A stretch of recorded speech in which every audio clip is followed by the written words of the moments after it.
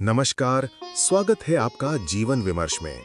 आइए चलते हैं एक विशाल राज्य की ओर।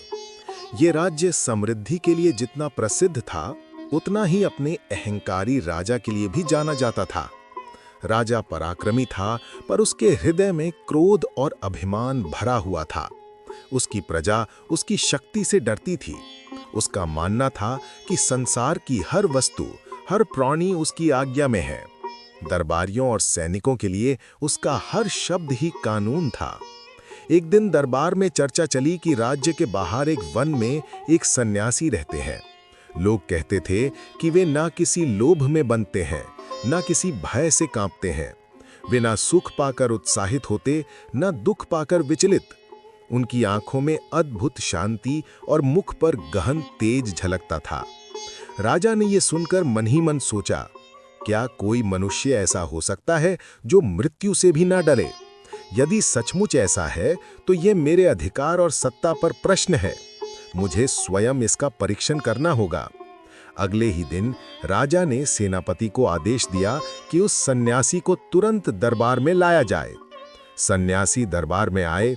उनके साधारण वस्त्र, हाथ में कमंडल और शांत मुखाकृति देखकर सभी आश्चर्यचकित थे। वे किसी सामान्य मनुष्य जैसे नहीं लगते थे। राजा ने कठोर स्वर में कहा, सन्यासी, मैंने सुना है कि तुम मृत्यु से भी नहीं डरते। क्या यह सच है? सन्यासी मुस्कुराए और धीमे स्वर में बोले, महाराज, भय किससे? मृत्यु केवल शरीर की होती है, आत्मा की नहीं। आत्मा तो अजर अमर है, शाश्वत है। मैं आत्मा हूं, ना कि ये नश्वर शरीर। जब मैं अपने को शरीर मानता ही नहीं, तो उसके नाश से क्यों डरूं? राजा ये सुनकर तमतमा उठा। उसने तलवार खींची और सेनापति को आदेश दिया, अभी इसको समाप्त करो। देखता हूं इसका भय कहां तक जाता है। दरबार में सन्नाटा छा गया, लेकिन सन्यासी तनिक भी विचलित नहीं हुए। वे शांत भाव से बोले, महाराज, ये शरीर मेरा कभी था ही नहीं। ये 5 तत्वों से बना है और एक दिन इन्हीं में मिल जाएगा। आप चाहें इसे नष्ट कर दें, पर आत्मा को कोई छू भी नहीं सकता। आप तलवार से केवल मिट्टी को मिट्टी में मिला सकते हैं, मुझे नहीं।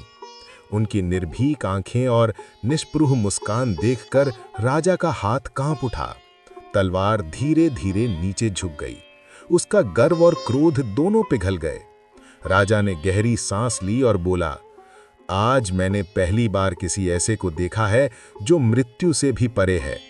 जो मृत्यु से भयभीत नहीं, उसे तो मृत्यु भी नहीं मार सकती। हे महात्मन, मेरी भूल क्षमा करें।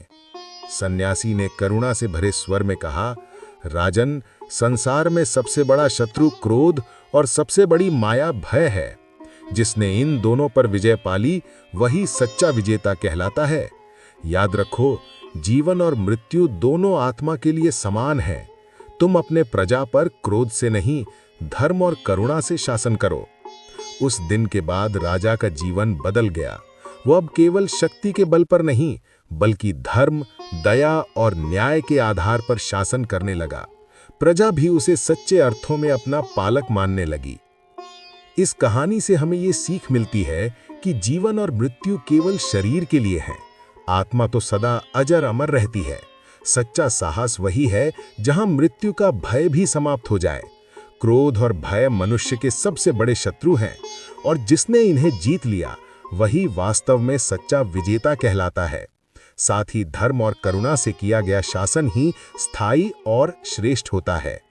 अगर आपको ये प्रेरणादायक कहानी अच्छी लगी हो तो चैनल को सब्सक्राइब करें, वीडियो को लाइक और शेयर करें, ताकि और भी लोग जीवन की इन अनमोल शिक्षाओं से प्रेरित हो सकें।